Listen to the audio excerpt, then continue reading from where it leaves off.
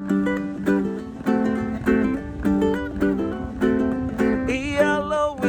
a little aloha in our day. Spread a little aloha around the world at breakfast with Bob. Thank you, Poncho Man. Welcome everybody to Breakfast with Bob, not quite Kona edition. My name is Bob Babbitt. We are brought to you by Hoka One One Master Spas, Clash Endurance, UCAN, Hyper Ice, Premium Plus Sports, Form Smart Swim Goggles, and during COVID, our Challenged Athletes Foundation sent out 3,038 grants, totaling $5.1 million to keep challenged athletes in the game of life through sport. Our next guest, seriously, we met for the first time at Challenge Daytona a little over a year ago, and just so impressed with everything this young man has accomplished. He's a two-time world champion. He is a three-time Olympian. He's an Olympic bronze medalist. Mr. Vincent Luis joins us from his palatial estate somewhere hidden in France. How are you doing, Vincent? Hi, Bob. Thanks for having me. I'm really good, you know. And how are you doing? You always ask people how they're doing, but how are you?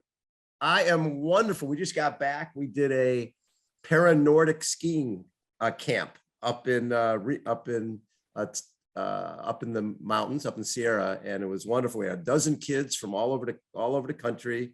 A lot of them paralyzed, a number of them visually impaired. Learned a lot of them on skis for the very first time. So it was really, really a fun weekend.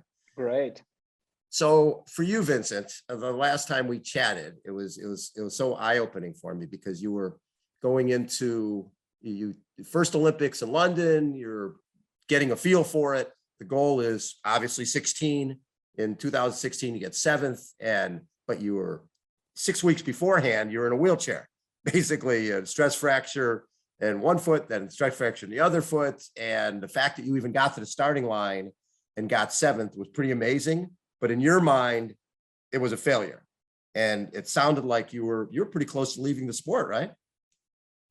Yeah, that's it. You know, I had a really great year in 2015. I was basically winning or really close to win everything I was doing back then. And just a few weeks prior to the Olympics 2016, first stress fracture in my left ankle, and then a couple of weeks later, right ankle. So yeah, that was few like really rough weeks leading to the Olympics.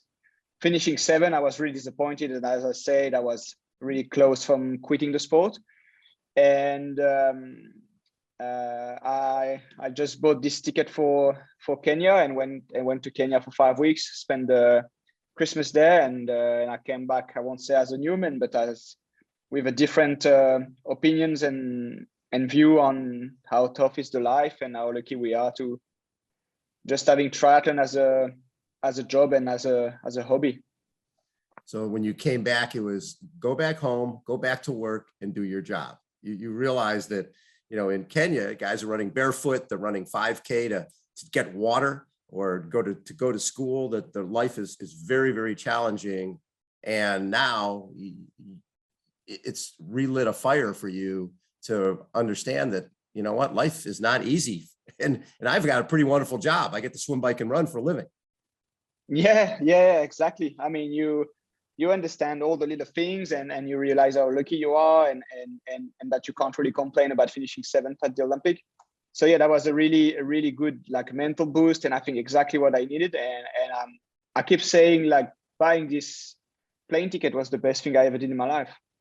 It absolutely was the best thing you ever did in your life.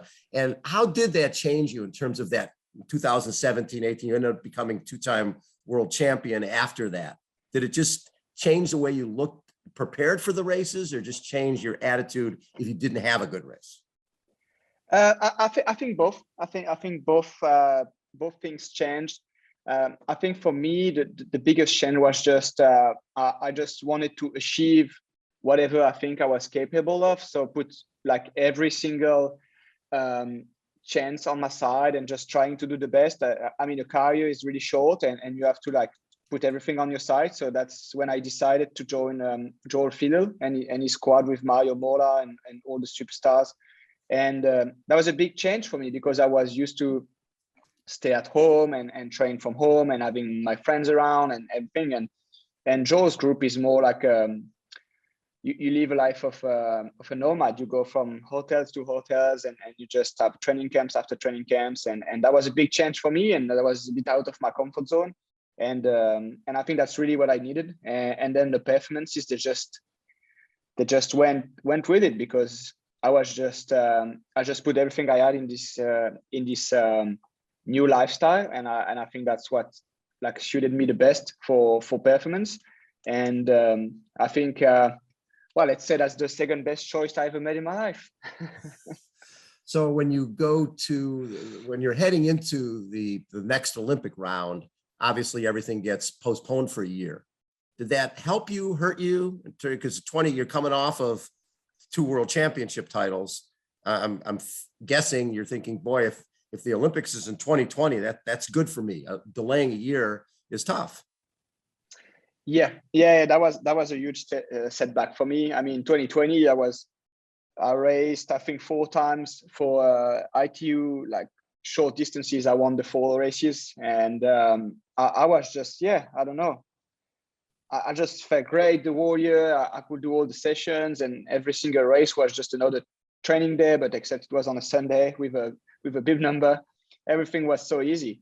And then they announced that the Olympics were postponed. So, it was a huge setback.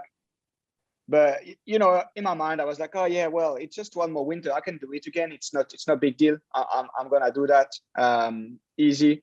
And I had another great winter. But then once again, that was really early June, just before, I think, Leeds World Series, that I started to feel a little niggle in my calf, and I went to do an MRI, and they saw that I had a tear in my calf, a 6 centimeters tear, and we were basically 6 weeks out from the Olympics, knowing that the 2 weeks before the Olympics you're basically tapering. So I had 4 weeks to heal this calf, to train again, and show up on the start line.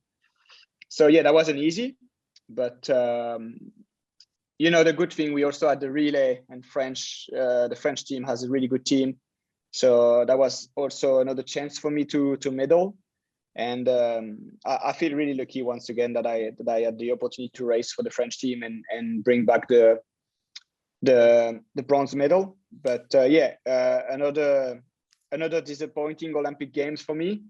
But I bounced back pretty quick, and we had a lot of other opportunities after in 2021. So that was a completely different mindset compared to 2016. Yeah, in 16, if you didn't have a good Olympics, you were miserable. This time you came away, and again, it seemed like such a repeat of 2016, because you're going into it with an injury again, and getting 13th, knowing what you were dealing with leading in, you can't be disappointed with that, because you had a calf issue that you were racing through, and you come away with a bronze medal. The Olympics, they both I would say they're both magic and cruel, because there's a really thin line between being fit and the other world. You can just, like, two weeks prior to the Olympics, you can pick up an injury, you can get sick, you get whatever, but it's one race every 4 or 5 years. I mean, that was 5 years, but so it's you and your luck, basically. And I've been unlucky 2 times. I hope I have another opportunity in Paris to show what I can do, but life goes on. Other races, still a world championship on the table for next year. There's still plenty of races to go, and I was just, after this race, I was just kind of saying, okay, this is done now, it's time to train and train for the next races. That was, as I say, that was a way different mindset that I was after 2016, where I was completely, like, drowning, and just I just didn't want to race anymore. And after 2021, I was just like, okay, this is a new start now. Let's get after it. Well, and you had a quote back a while ago saying, if my career ends tomorrow, I'd be happy, because you knew that was even before this last Olympics, where you end up with a bronze medal, because what you've accomplished being a two-time world champion, and you guys won the mixed relay 3 times for the world championships, right? Plus the bronze medal, everything you've done is great. From here on in, it's, you know, it's sort of gravy. Anything you do now adds to the legacy, because you've done so much great stuff.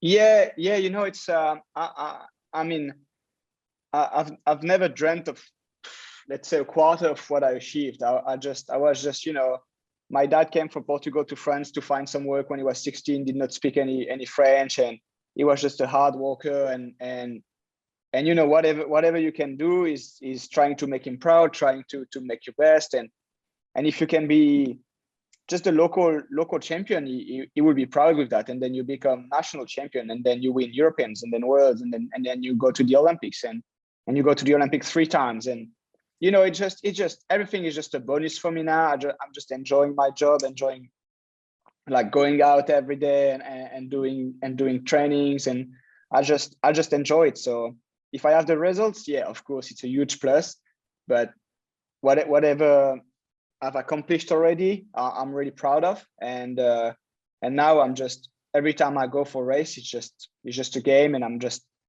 enjoying it 100%. So when we chatted at Daytona, you came in there, you had just gotten your time trial bike. It was the first time you're doing a longer distance race, and you had gotten your Shiv, and the Shiv had been stolen from you took it in, basically, actually you hadn't even been on the thing. It was at the shop, you needed it to be adjusted. You hadn't ridden it. Someone came in through the roof and stole your bike?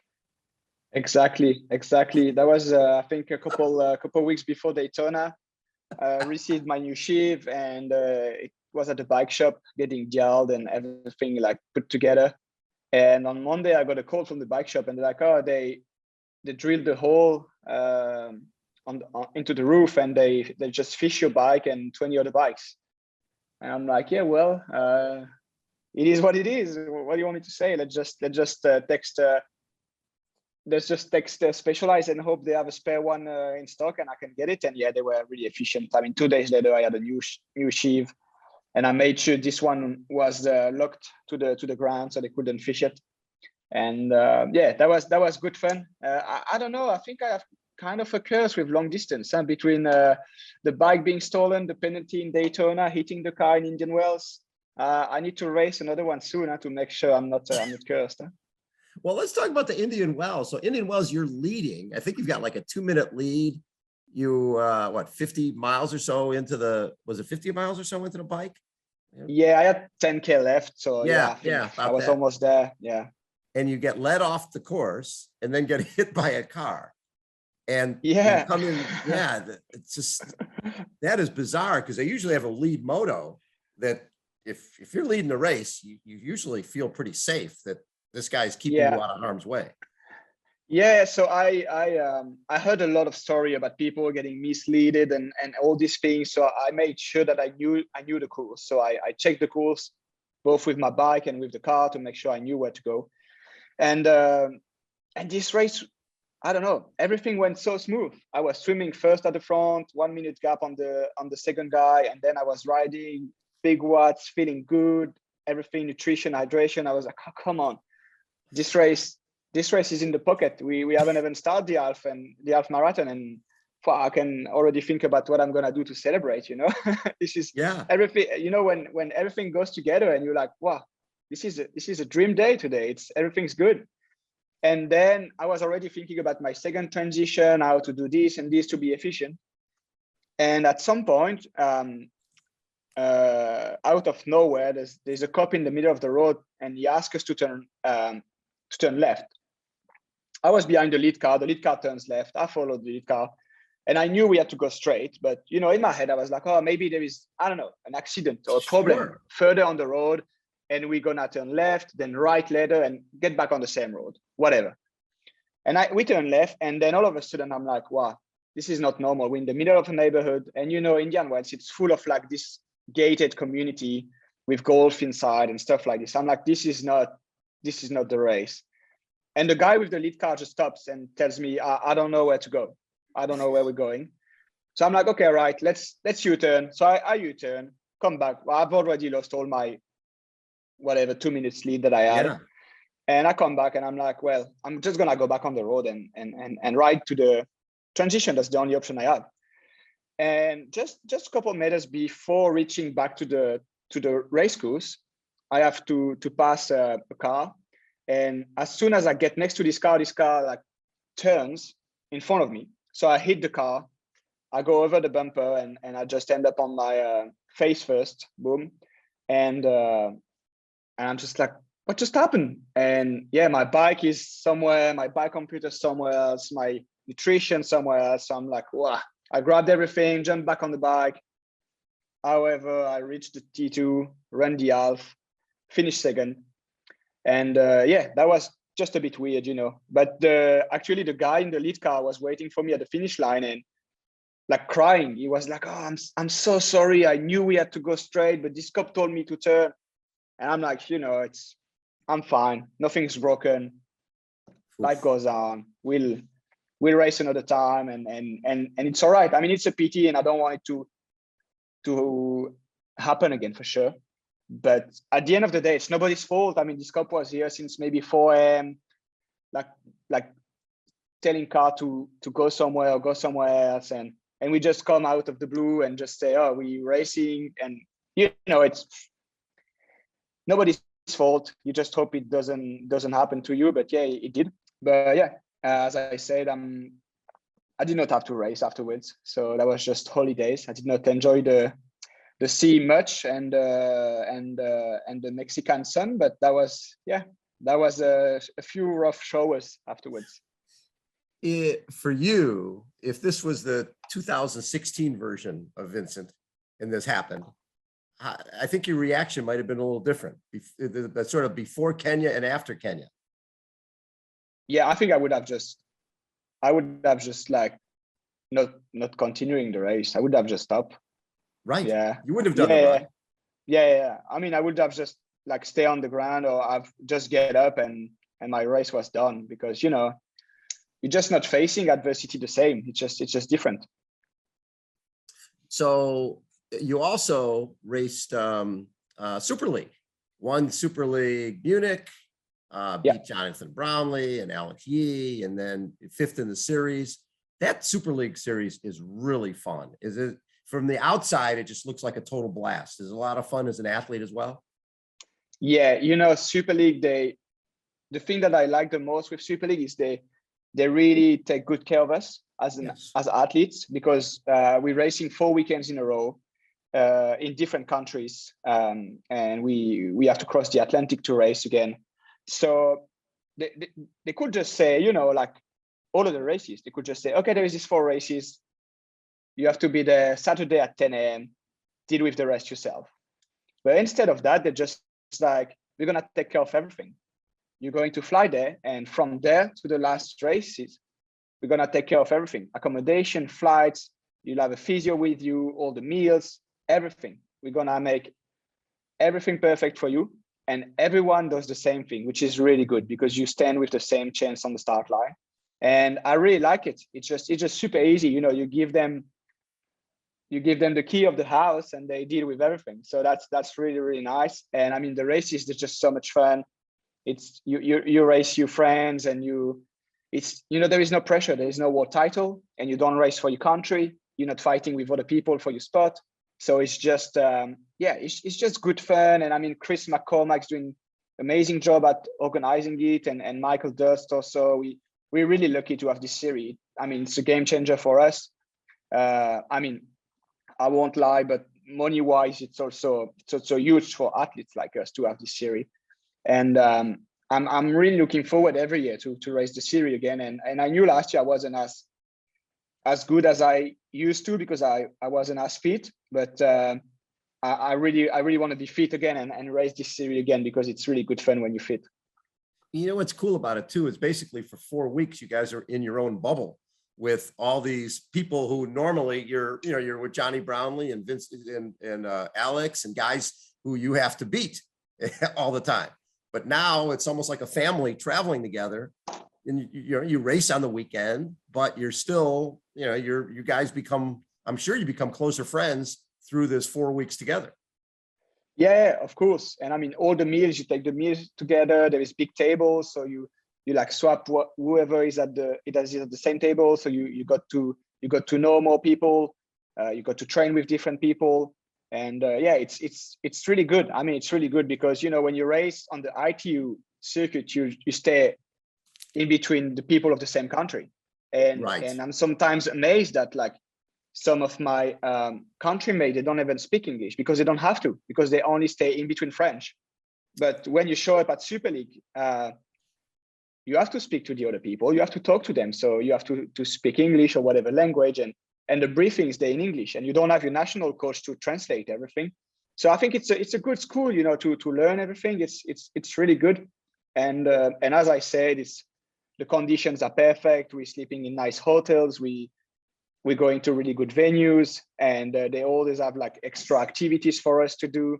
So I love it. I love it since day one, and I've been racing all of them, and I hope I can race as long as I can. The one in Malibu, the last race, the championship race, and Malibu is an event that's been going on for 35 years. It has huge tradition, and having you guys in the ocean dealing with surf, which I think a lot of races you don't really have that. But that must have been pretty fun for you guys who are really good swimmers to deal with the surf in and out. I love the fact you guys, those 3 races in a row. You race, there's 4 minutes between when the first guy finishes and the start of the next heat.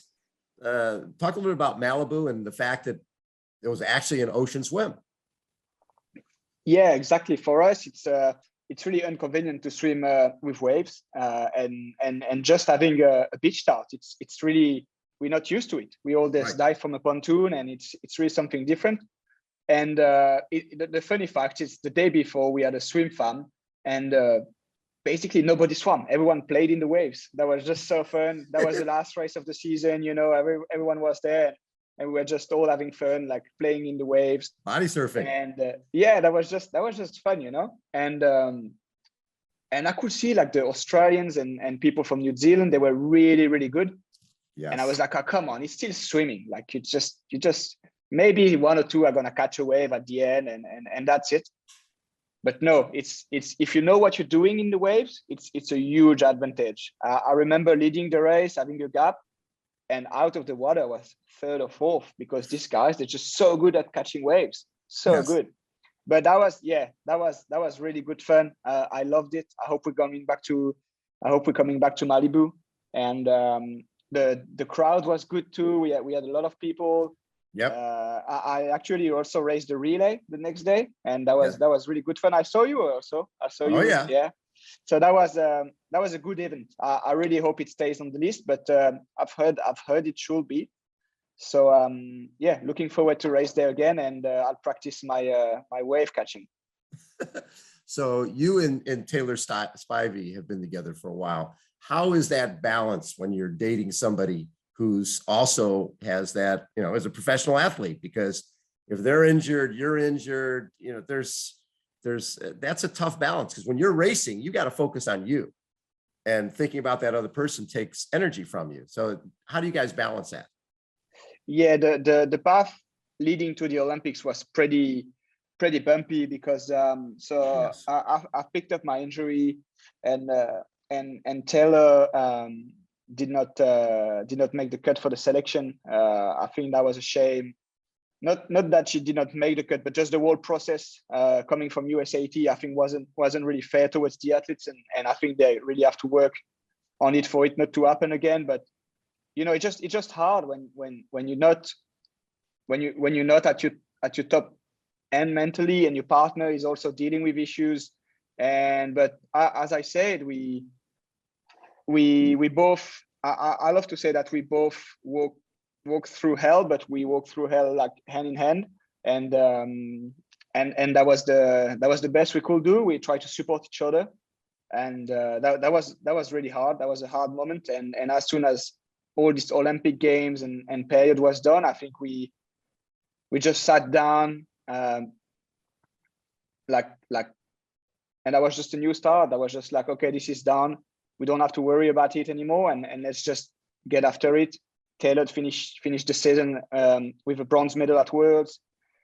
She had really good races. So it's she could have just say, oh, screw it, I'm done. Right. I don't want to deal with USAT anymore. I don't want to do any of this thing. I'm just gonna race for my own, or not even race anymore, And she was really tough and strong, and she bounced back, and she did well in Edmonton, podium at the series. And I'm really proud of how she bounced back, and that was also a big motivation for me to keep training after for Abu Dhabi and Indian Wells. So that was really great to see her being as strong as this after what she's been through. But I mean, when both the people in the relationship are at the low end, it's a really rough moment, and you have to have good friends and good coach that listen to you and help you going through that, because it's, you find everything you can to give up or to argue, and I think it's really important to have good people around you. I think it's really important, and but now we focused on 2024. That's gonna be my last games, home games for me, and 2028 there'll be Los Angeles, so home games for us, for her. So yeah, that's some exciting things just coming, and we're just looking at the future, not looking back. So you were at the 2012 Olympic Games with the Brownlee brothers, who were obviously in London. Everybody, billboards everywhere. Brownlee brothers, a lot of pressure, right? When you're the home country and there's billboards of you everywhere, people are expecting you to get gold. They're expecting you to medal. Now, 2024 will be in Paris, and that pressure will be on you. They'll be, and I think you're helping design the bike course, if I'm not mistaken. So you're intimately involved with that race. Obviously you're looking forward to it, but also how do you deal with the weight of the country on your shoulders? 2012, I had this memory of walking onto the pontoon with my two countrymates, David Hoss and Laurent Vidal. And then just after us, they called the Brownlees on the pontoon. And I have this memory of everything shaking, because 1 million people in Hyde Park was just yelling and screaming.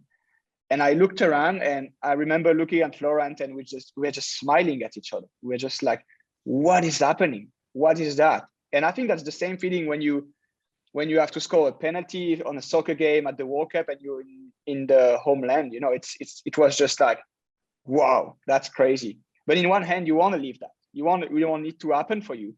And in 2019, when I was leading the series, leading into the final in Lausanne for the world title, and I'm in Switzerland, it's really close from France. So we had 10 or 12 buses of 55 people coming from France to watch the race. And at the end, they all sang the national anthem with me, and that was the first taste of that, and that was really, really good. And that's really something you want to live once in your life, and that's gonna be pressure for sure. But I've raced the Olympic 3 times already, and I know when to kind of isolate myself leading to these big races, and making sure I don't have to deal with all the external pressure from federation, media, and everything. So we've learned that, and I hope these 3 Olympic campaigns will pay off as experience for 2024. So talk a little bit about the relationship you had with Laurent Vidal, because his passing impacted so many people, but especially yourself. Do you still draw on what you learned from Laurent? Yeah, I'm always saying that I think Laurent left a real legacy for us French, and we need to continue that. He was really a mentor for me. He was a friend, and I also had to race him, because we were racing each other for a spot at the Olympics and all that stuff. And I remember going to New Zealand for 3 months and staying with him for 3 months. And in one of the runs, he had to stop because he did not feel great, and that was the first signs of his heart problems. And back then I couldn't imagine that he would pass away at the end of 2015. And yeah, of course, that was really hard. I mean, I'm just a friend. I'm not his family.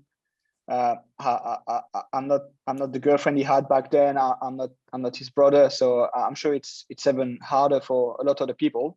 But yeah, it impacted me. And I think he would have been such a great coach, such a great mentor for so many people, because his mantra was, I don't have time to get fancy. I work to achieve goals. And I think it's just so Laurent. It's just so him. And I wish he was still here with us now to teach that to all this younger generation that are looking for the shiny things before even putting the performance. And I think I think that would be really great for teaching the young what it takes to be whatever, world champion or Olympic champion. But yeah, he was a great example for me, and I'm always keeping Laurent at the back of my head every time there is something wrong or every time it's hard in my life. I'm always like thinking about him. And yeah, great inspiration, and 100% his legacy will stay forever. So I remember reading something that you, before your first World Series podium, just before the race, you heard the voice. What was the voice saying? Yeah, that was 2014 in Hamburg. So that was one of the first race when he was diagnosed with heart problem and he couldn't race, but he was still there because he was coaching and dating Andrea Hewitt back then, and like he was still around. And I remember that I had a really great season, and coming into Hamburg, I mean, Gomez, both Brownlees, or all the big names. And I remember I was working with him to the swim start, and really informal chat. And he told me, Vince, they're not stronger. And I was like, I mean, what do you mean? These guys are gonna be world champion. They're gonna podium at the race, and we're all fighting for fourth. He's like, no, they're not stronger. And I was like, well, maybe it's true. Maybe he's right. Maybe that's what I have to think. Because I mean, before the race, I was just thinking, well, I'm gonna try to hang on and follow as long as I can. And if I can take the lift to fourth place with them, that's perfect. And then I don't know, during the swim, I was like, oh, I'm with them. During the bike, I'm like, oh, I'm still with them. And on the run, I was like, he's right. I can actually win this race or podium at this race. I can beat them. They're not stronger. And as soon as you put that in your head and your mindset is different. And yeah, I finished second, I think, between the two Brownlees. Javier Gomez was fourth. And then that was just, I told him after the finish line, I was like, wow, that's true. And he told me, it's like 2 legs, 2 arms, 1 head. Everyone's the same. If you train it hard enough, you can beat them. And yeah, he was entirely right. But that's the thing I loved with Laurent. That was his confidence. He was always confident, always optimistic. And that's something I really like with him. So this for 2022, what will your season be? Will you mix in a couple of 70.3s along with the WTS races and Super League? Yeah, exactly. So the goal is still 2024 Paris Olympics. So I need to stay focused on short distance. I want to, of course, become world champion again. So yes. The series is going to be a big part of my season, and Super League. That's both the main goals of 2022, 2023, and 2024. I want to add a few 70.3 or middle distance to make sure I still, learn and gain experience. So my next race will be an indoor Conti Cup in Liévin in France, actually. Just, to break up the winter a little, to do some speed and work a bit on transitions and stuff like this. And I'm racing a challenge race in Salao in Spain. It's 2 hours drive from Girona, so really easy drive. And yeah, that's April the 3rd. And I think there's big names on the start list, so it's going to be another good race. Hopefully the roads are going to be closed this time, and I can and I can reach T2 without any trouble. But yeah, I just want to learn. I just want to ride my time trial bike. Got these watts where they need to be to win big races. So yeah, a mix of all the distances. But main goal is to have fun and still gain experience even at 32. So going back, the impression used to be with WTS races and ITU that people were great swimmers and great runners, and they would sort of hang out on the bike. But Brownlee, I think, changed a lot of that, and you've been there throughout this era. How has it changed? Because it seems like so many of the ITU athletes now come to the longer distance and are not just getting along on the bike, but dominating on the bike. Did Alistair change a lot of that in terms of the way people race the bike in ITU races?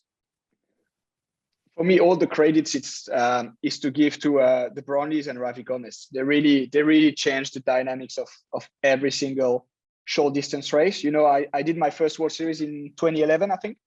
So I raced all the big names. I raced Frodeno, I raced Gomez, I raced Brownlees, I raced Bevan Doherty, I raced all of them. And you know, in 2012 at the Olympic Games, the bike ride over 40K was not even 265 watts average. And if you wanted to win, you have to run, I think 29:04 for the best running time. In Rio Olympic Games, the average on the bike was 322 watts. And if you run, I think 30:50 or something like this, you won the race. But the difference now is crazy. You can't race a World Series under 300 watts when before you were racing, 270, 280, no problem. So you did not have to work that much on the bike, and it was basically a foot race. But yes, yeah, these guys, I mean, for the Brownlees at first, it wasn't a big problem because Alistair was the best runner. And then, you know, there is like Mario Mola or these guys that were a better runner, they start to show up and beat them. So like, now we need to change our game. We need to change the dynamic and we need to ride harder. So they started to ride harder. And like a lot of people missed that train a lot and got pushed to longer distances.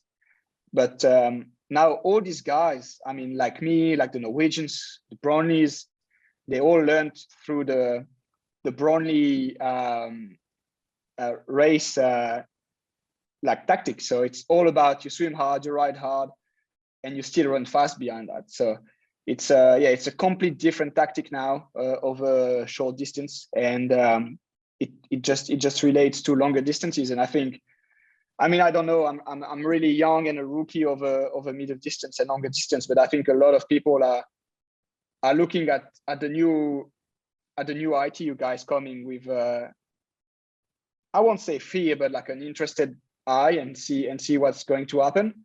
But for sure, it's not gonna be the same as it's not gonna be weak bikers, 100%. They're gonna be guys that want to race at the front and show that they can race and they can run off the bike. What do you look back at as the best race you've ever had? And maybe not the best finish, but just a race that meant the most to you, you look back on and draw on it today.